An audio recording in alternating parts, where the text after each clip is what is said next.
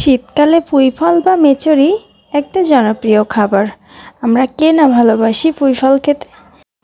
তো বন্ধুরা, আজকে আমি পুঁই ফল দিয়ে একদম নিরামিষ একটা রেসিপি তৈরি করব। ভীষণ লোভনীয়, খেতে দারুণ সুস্বাদু।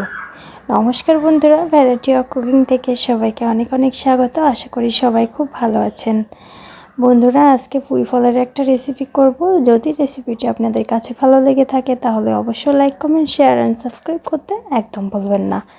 তো দেখতেই পাচ্ছেন এখানে আমি পুঁই ফল নিয়ে নিয়েছি। এরকমই কিনে এনেছিল বাজার থেকে, তো আমি কাটিনি, জাস্ট একটু বেছে সুন্দর করে পরিষ্কার করে ধুয়ে নিয়েছি। লম্বা লম্বা রেখেছি গোটা গোটা। আর এখানে নিয়ে নিয়েছি আলু আর কিছু ফুলকপির ডাঁটা। ফুলকপির ডাঁটাগুলো অপশনাল, আপনারা চাইলে বাদ দিতে পারবেন, তবে আলুটা দেবেন। তো আমি সুন্দর করে পরিষ্কার করে ধুয়ে নিয়েছি। এবারে সরাসরি চুলায় চলে যাব। একটা কড়াই বসিয়ে দিয়েছি, তেল ভালো করে গরম করে ডালের বড়িটা ভেজে নিচ্ছি। একদম লাল লাল করে ভেজে নেব। শীতের মৌসুমে ডালের বড়ির সাথে যে কোনো নিরামিষ রেসিপি খেতেই অসাধারণ লাগে। তো পুঁই ফল, পুঁই শাক, পালং শাক সব কিছুতেই বড়িটা অনেক মজাদার খেতে। তো আমি লাল লাল করে ভেজে নিয়েছি, এখন উঠিয়ে রাখছি। সর্বপ্রথম এখানে একটা শুকনো মরিচ ফোড়ন দিয়ে দিচ্ছি। তারপর এখানে দিয়ে দিচ্ছি আমি 5 ফোড়ন, হাফ চামচের মতো 5 ফোড়ন। একটু পোড়া পোড়া করে ভেজে নেব যাতে ফ্লেভারটা চলে আসে।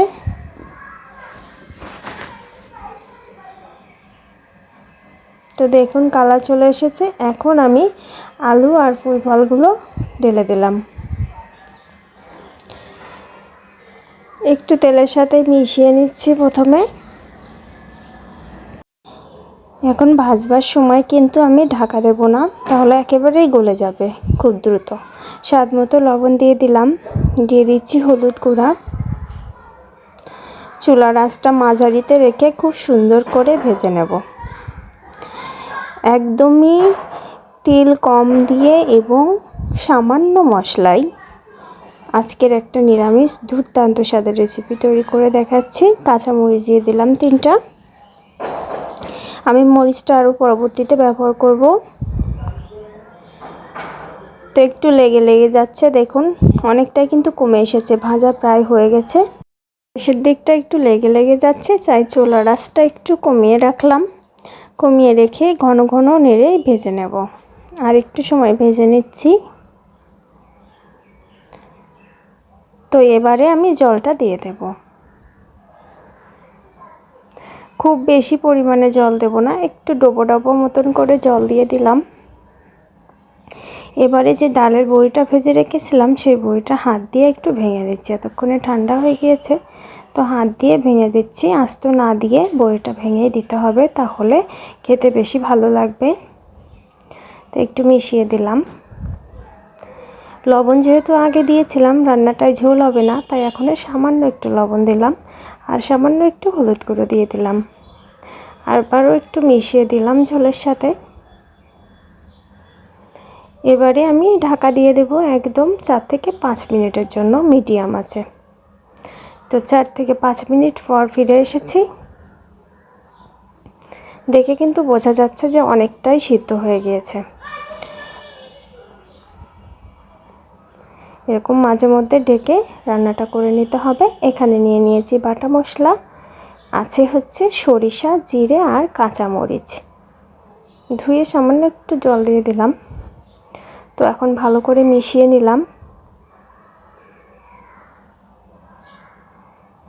ব্যাস, এবারে আরও একবার ঢাকা দিয়ে দেব 3 মিনিটের জন্য।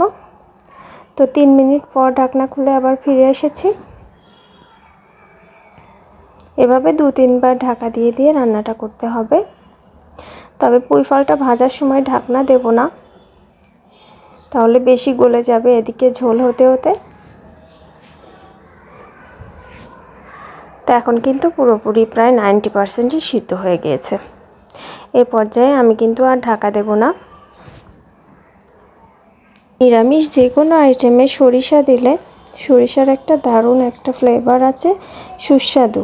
সরিষা বাটা দিয়ে যে কোনো নিরামিষ রান্নায় খেতে অসাধারণ লাগে, সে ছোটো মাছ হোক, অনেক সময় বড় মাছ বা হচ্ছে নিরামিষ যে কোনো আইটেমে সরিষা বাটাটা অনেক যায়, খেতে ভালো লাগে।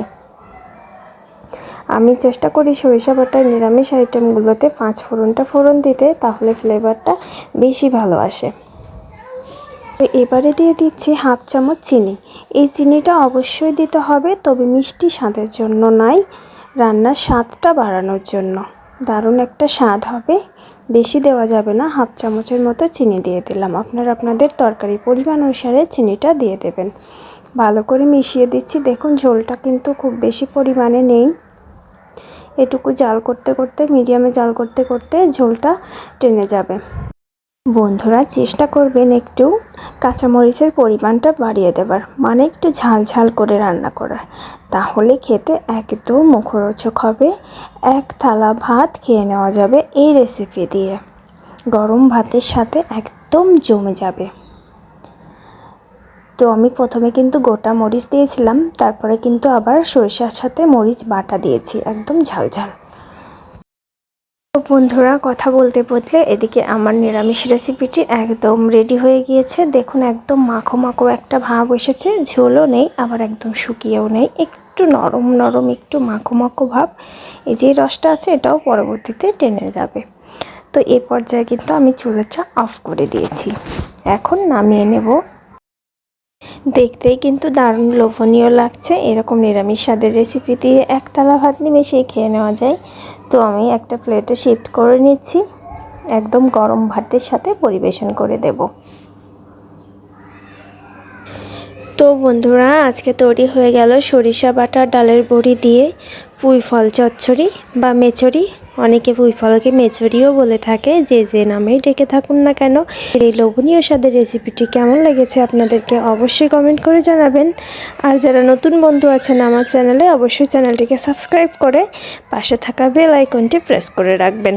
তো বন্ধুরা আজকের রেসিপিটি অবশ্যই একবার হলেও বাড়িতে তৈরি করবেন এবং খেতে কেমন হয়েছে আমাকে কমেন্ট বক্সে এসে জানাবেন। ধন্যবাদ বন্ধুরা, ভালো থাকবেন সবাই। আজকের মতো বিদায়, টাটা।